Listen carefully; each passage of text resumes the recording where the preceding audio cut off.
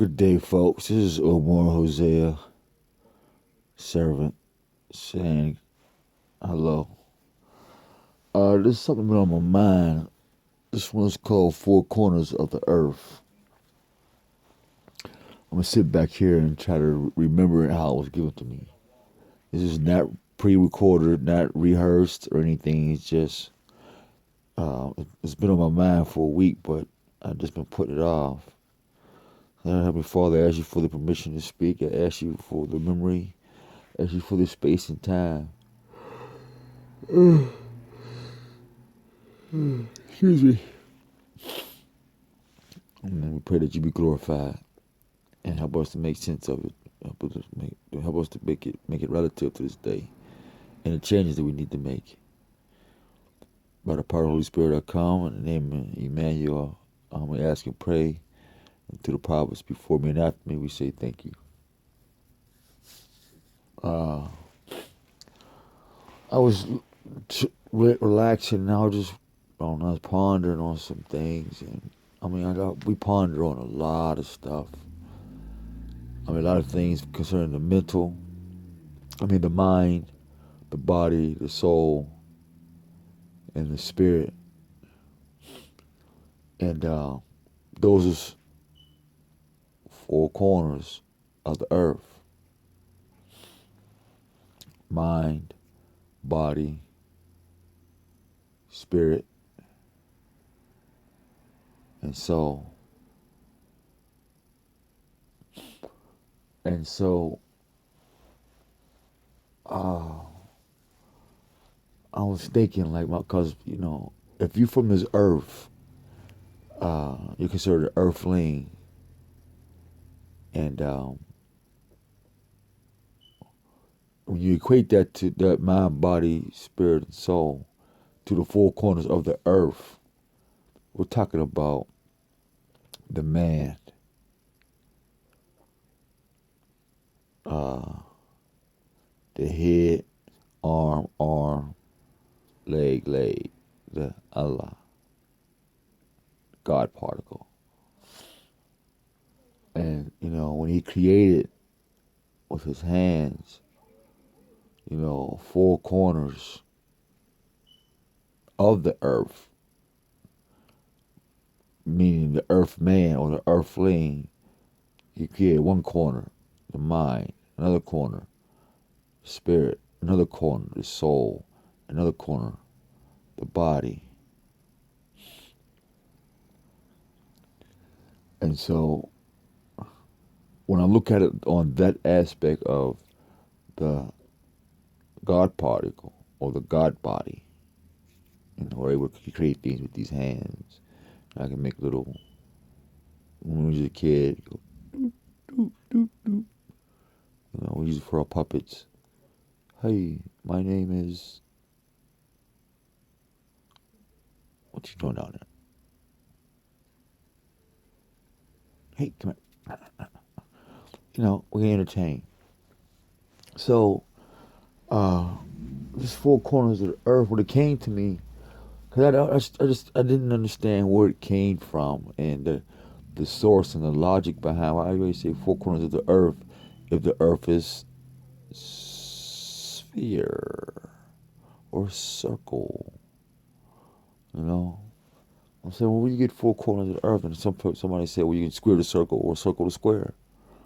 But once you've changed the square from a circle, then it's no longer four corners. It becomes one. And so if you take that one and square it into four corners, So I'm looking at Adam as the one or the circle. But when you square the circle, it becomes a mind, body, soul, and spirit. But there's one thing that was left out those four things. Breath. Hey, I'm together now. I can develop. This is all fresh, folks, so don't ask me about any professionalism in it. just giving it to you how it's coming now, fresh. And so to link it up with planet Earth makes it relative. We try to make it what is relative, make it the same. 1 plus 1 makes you 2 the same thing. That's true mathematics. It's nothing different. It's still 1. It's just 2 of that 1. And so when we do that 2, that 1, it's become the same thing. You say, well, hold up. The earth, where we was come from, make us earthlings. It has 4 corners. North, south, east, and west. That way. Yeah. And so when you look at the 4 corners of earth, you say, what's missing in that? Because it has a mind, body, soul, and spirit. You say, well, what the earth is lacking? And you say that. It's only 4 corners. You say, oh, the breath of life, or the wind that goes through all 4 corners of the earth. And it's saying breath or wind of life, it gives us life, gives us life in our 4 corners. I'll take my word for it, folks. It's, if it sounds crazy or it doesn't make sense, let me know and I'll shh.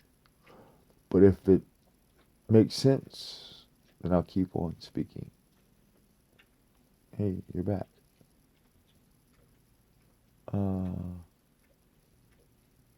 What's going on here? Oh, well. There's a Chinese version because you can see no delay after I talk. Good day. But also that was a connection we was making with it, and so we was like really practicing on it, meditating on it, and putting it to use, making that connection. That people are humans are so disconnected from their planet home that I'm just glad to be able to share that with you folks. But also to switch up too. I'm not going to harp on this thing anymore. I'm not going to keep talking about it. We're not going to let this divide our common goal. We are not on anybody's side or anything. We're on the side of justice and not law. Because law can bend the natural course of justice. And then lie says justified because of this law. No. Same thing with somebody said that Islam makes a Muslim. No. Obedience, submitting to the Most High, makes a Muslim, and through that comes Islam or whatever religion that's going to have the Most High at its prime source, and at all these different deities and self-worship and icons and all this stuff. No, it just doesn't work like that. And so we notice that it ain't so much we just notice, but we know that if you give an ex-slave enough money, he'll forget about his suffering. And that goes for the so-called black man or any man, period. If you make a man forget his suffering, then you can pretty much bribe him into anything and have him do anything, because he forgot what got him here in the first place, or he forgot the suffering that made him the man he is to get to the position that he got to. So now that he's no longer suffering, now he lives out the suffering of other people and the ignorance of other people. And that's a man that's wicked. I pray that I never become like that. We pray that you don't become like that. But the reality is there's men in high places, on podiums, that are like that. And yes, does it hurt because we put our love and trust in them? Yes. Um, because we believe them, and is it embarrassing? Sure, it is. But the beauty about humility is being able to make yourself aware that don't do it again to yourself, one. And number two, don't put anything before the Most High. And you'll save yourself that embarrassment. You'll save yourself that humility, you know. Um, and really, that's from an internal source. That's not even from external. The humility and all those things that we fear is from internal, because the external really don't give a damn how you feel, whether you're humiliated or not. And that's called the results. The results move external affairs. But he who doesn't look for the pleasure, whether the results or results or not, or the income or the outcome, he or she can stand aloof and appreciate the lessons that's being taught in life.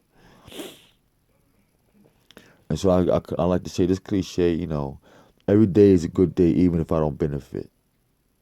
Because I've seen people working today, and I'm like, man, I need some work too. Nobody called me for some work for the past couple of days.